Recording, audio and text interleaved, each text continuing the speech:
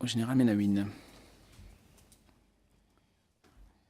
Je vais essayer d'être rapide sur les sujets de détection de l'illettrisme. Ce qui est actuellement mis en place dans le cadre de la journée de défense et de citoyenneté et qui a permis de détecter 90 000 illettrés en 2017 sera pérennisé dans le cadre du SNU.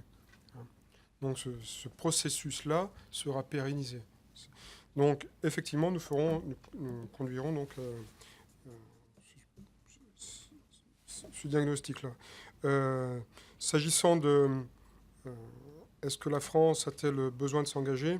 Juste une remarque, il y a une vraie inégalité par rapport à l'engagement des jeunes. Aujourd'hui, 49% des jeunes bénévoles sont des enfants de bénévoles.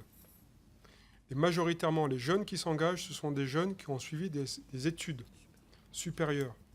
Donc quand vous n'êtes pas enfant de bénévole vous-même, et quand vous n'avez pas suivi des études, vous cumulez, si vous voulez, le nombre de possibilités de ne pas être bénévole vous-même. Donc c'est aussi notre souci, c'est de pouvoir ouvrir l'engagement à un plus grand nombre. Les doutes des syndicats, des jeunes, hein. Alors, ceux qui ont dit qu'on ne les avait pas rencontrés, on les a rencontrés, hein, ils nous ont même écrit. Donc, pour ceux qui disent donc, on les a rencontrés, ils nous ont écrit, on en a rencontré la semaine dernière, la semaine prochaine, je rencontre la FAGE. Donc, non, ils nous ont déjà écrit, donc on leur répond, on les voit. Voilà, je pense qu'il y a des histoires de posture, des histoires. Mais honnêtement, on les écoute avec beaucoup d'attention parce que ce sont aussi des acteurs importants. Hein. Et la semaine dernière, c'était l'UNEF hein, qu'on a vu. Donc, on voit tous les syndicats. Alors, voilà. Mais comme le papier dont vous parlez... Ah, je pensais que vous parliez de la référence à la tribune de 15 syndicats du JDD de... Ah, d'accord.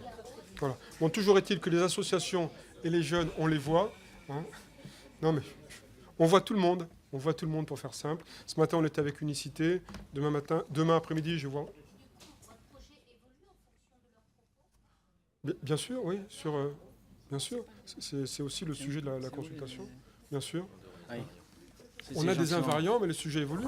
Et si vous voulez, l'une d'entre vous a évoqué un sujet qu'on n'avait jamais évoqué. C'est le sujet du don du sang. Donc on ne l'avait jamais évoqué. Chers collègues. Donc ça évolue. Honnêtement, ça évolue. Donc le projet, le sujet sur l'argent de poche, je le découvre. On n'est pas omniscient. En fait, dans beaucoup de collectivités, dans beaucoup de communes, il y a des pratiques différentes. Vous savez, des aides au permis, des aides au code. Donc c'est un sujet qui est un projet de société, mais notre société est riche de ces différences. Donc il y a aussi cette idée de s'adapter un peu à tout ce qui existe. Voilà. L'universalité, effectivement, on a appelé de nos voeux l'universalité qui passe par l'accueil des jeunes handicapés pour répondre à votre question.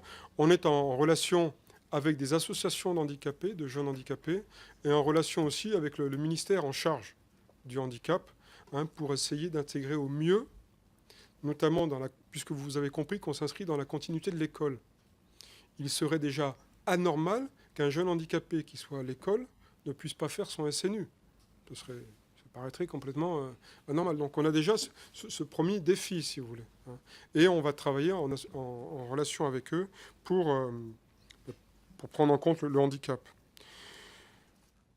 Mise en place du dispositif, nous on a travaillé effectivement, je vous le disais, sur 15 jours. Alors bon, vous me dites 15 jours seulement, mais en fin de compte, c'est quelque chose qui nous apparaissait utile, ces 15 jours, par rapport au retour d'expérience et par rapport au fait, vous l'avez bien compris, que ça s'inscrit aussi dans le calendrier scolaire. Alors pour répondre aussi à la question, s'agissant des académiques, on ne pourrait pas faire des mélanges. Vous savez que tous les ans, le calendrier scolaire change et qu'en fait, au sein d'une même période, vous avez des académies différentes. Donc, il y aura la possibilité de faire ce brassage-là. C'est sûr que ce ne sera pas toute la France qui, en même temps, fera son SNU. Je pense que le mieux est l'ennemi du bien, et nous, on essaie de faire du bien déjà. Après, le mieux, on pourra voir. S'agissant des rapports, nous avions reçu Madame Dubois et Madame Guériel, en tout début de nos travaux. Émilie Guérel. En tout début de nos travaux. Hein, donc, on s'est beaucoup inspiré de ce qu'elles ont fait, notamment sur l'âge. Elles nous avaient sensibilisés au fait de faire quelque chose. On était parti sur l'idée de 18 ans. Elles nous ont dit il faut quand même faire quelque chose avant. Il y a ce point-là où on a bien pris en compte ce qu'elles nous ont dit sur la continuité avec l'école, puisque elles avaient insisté aussi sur ce lien avec l'école, hein, avec le collège. Et en fait, pour nous, le SNU sera présenté au collège. Il sera mis en œuvre au lycée, mais il sera présenté au collège. Donc il y a effectivement des éléments que nous avons retirés de leur rapport et de l'ensemble des travaux qui ont été écrits sur le service national depuis les travaux de Luc Ferry, hein, et de l'amiral Béraud en 2005. Parce qu'en fait, c'est vraiment des travaux qui sont anciens. Et nous avons relu tous ces rapports. La place des femmes, c'est ce que j'indiquais. La grande différence que j'aime à rappeler, c'est que le service militaire, il y avait peu de femmes. Hein, le SNU sera à l'image de notre société, avec, il faut le reconnaître, des chiffres qui nous disent que l'engagement des femmes est plus important au titre du bénévolat que celui des hommes. Donc, c'est aussi quelque chose qu'on doit prendre en compte. Moment pour faire des cours. Alors, bien évidemment qu'on le fera sur le respect de la femme, sur le respect d'autrui. Et là aussi, je dis qu'il faut qu'on soit modeste. Hein, le SNU n'est pas la réponse, c'est la boîte à outils ou le couteau suisse, vous prenez l'expression que vous voulez, qui pourra répondre à tout.